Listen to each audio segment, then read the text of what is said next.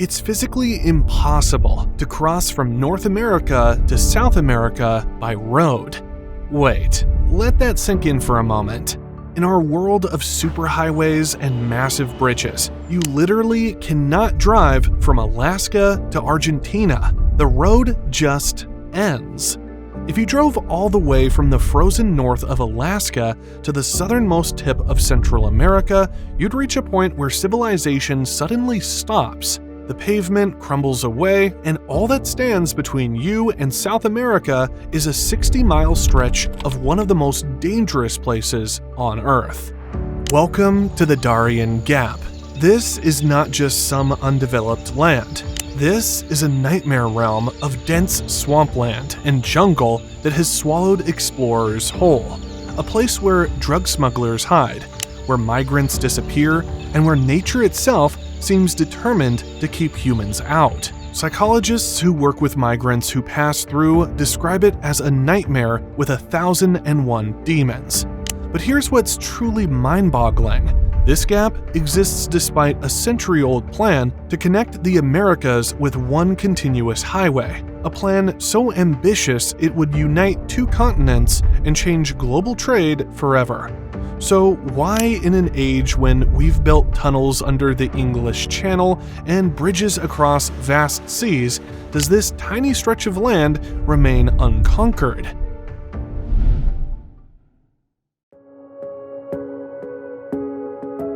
The year is 1923. Representatives from nations across the Americas gather in Santiago, Chile for the 5th International Conference of American States, with a bold vision to unite the entire Western Hemisphere with a single unbroken highway from Alaska to Argentina. This wasn't just about building a road, it was about forging an identity, Pan-Americanism, the idea that the nations of North and South America share a common destiny. By 1936, the dream took formal shape. The Pan-American Highway would begin at Prudhoe Bay in Alaska, cut through Canada and the United States, wind through Mexico and Central America, then trace the Pacific coast of South America before cutting across to Buenos Aires and finally reaching the southern tip of Argentina. On paper, it was magnificent. In reality, it became a jigsaw puzzle of connected national highways, different standards, different funding, but gradually coming together. One by one, the gaps were filled, except for one. The Darien Gap stands as nature's ultimate no trespassing sign.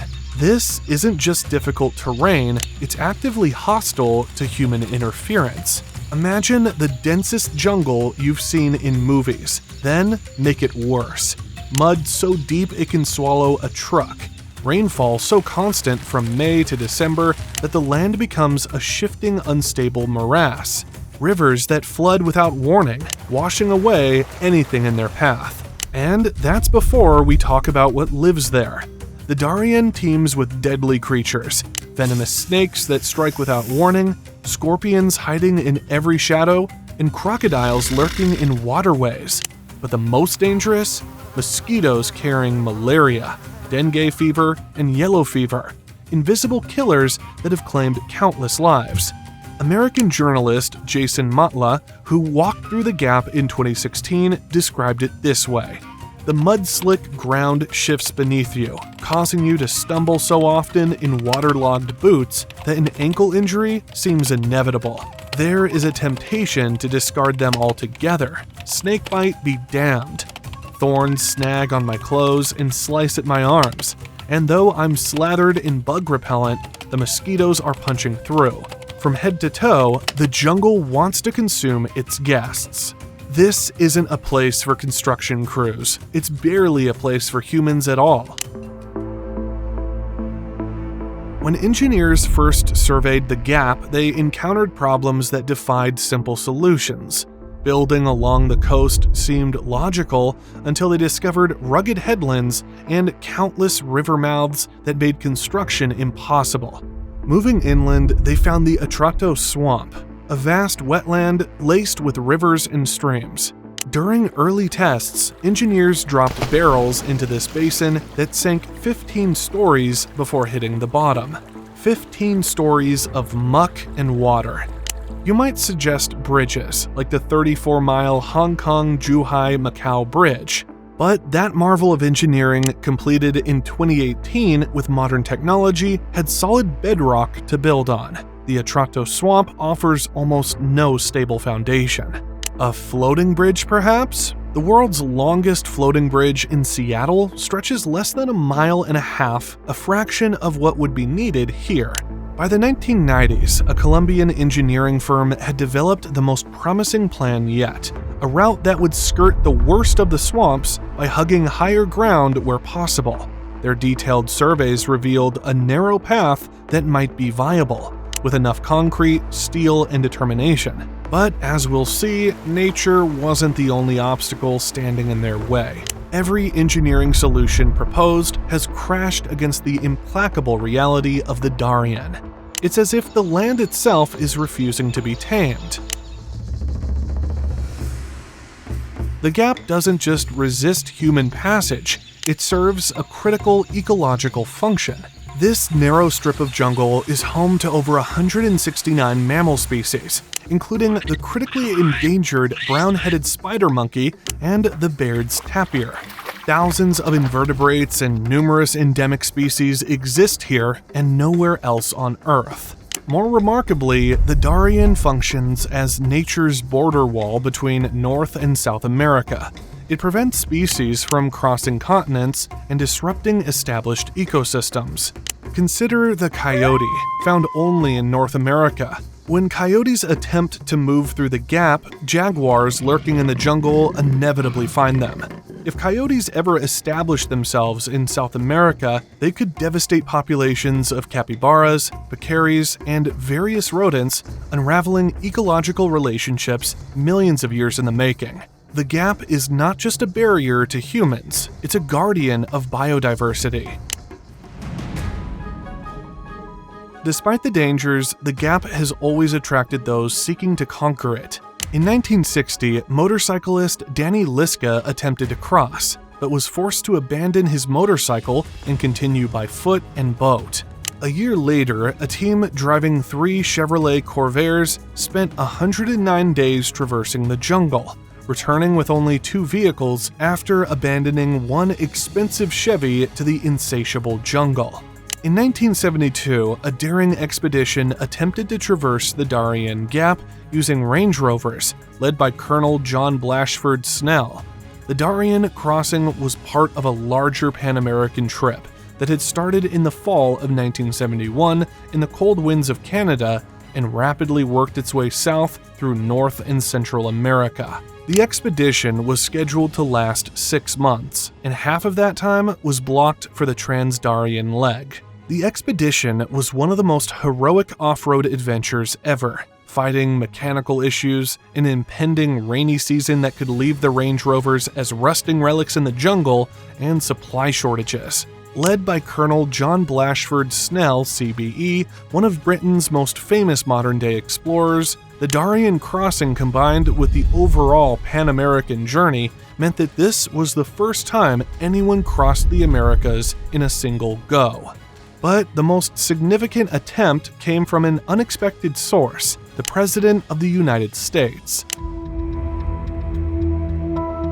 By the 1970s, Richard Nixon had become fixated on completing the Pan American Highway. He saw it as a way to boost trade, forge unity in the Americas, and prevent the spread of communism.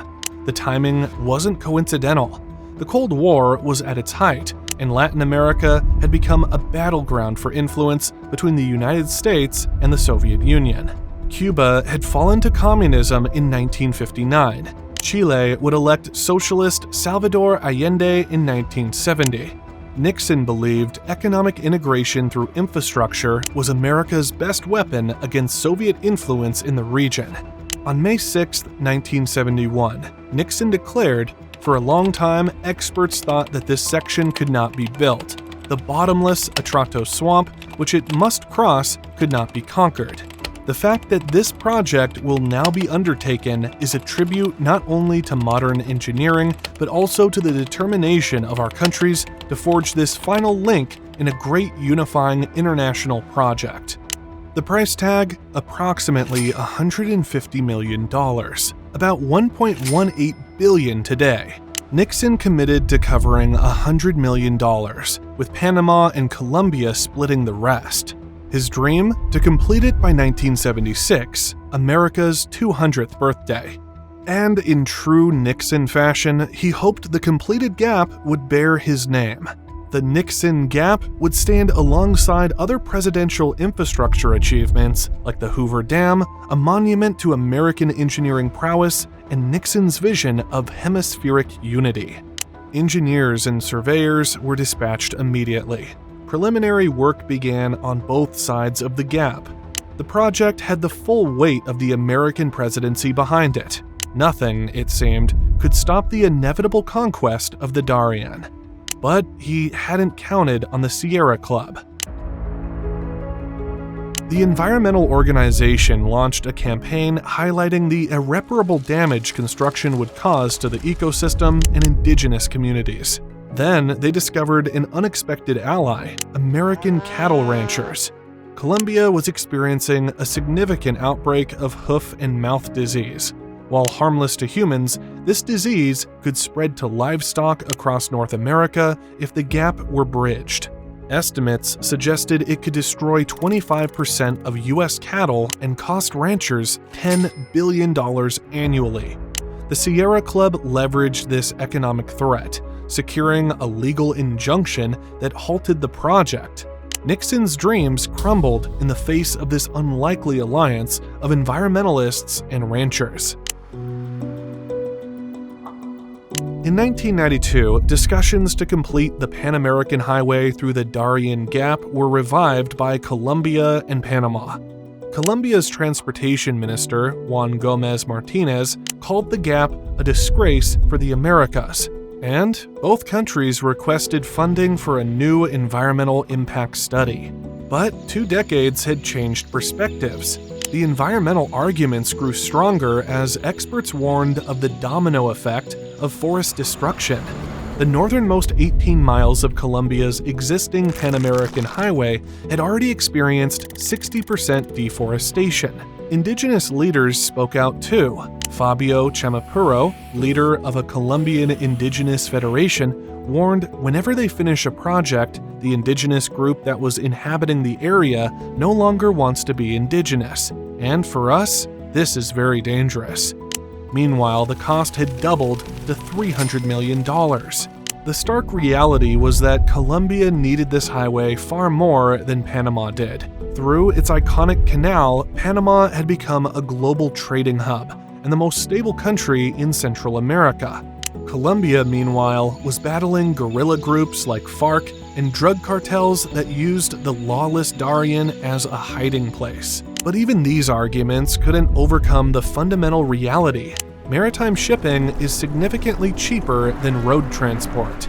Panama and Colombia were already connected by sea, making a $300 million highway economically questionable.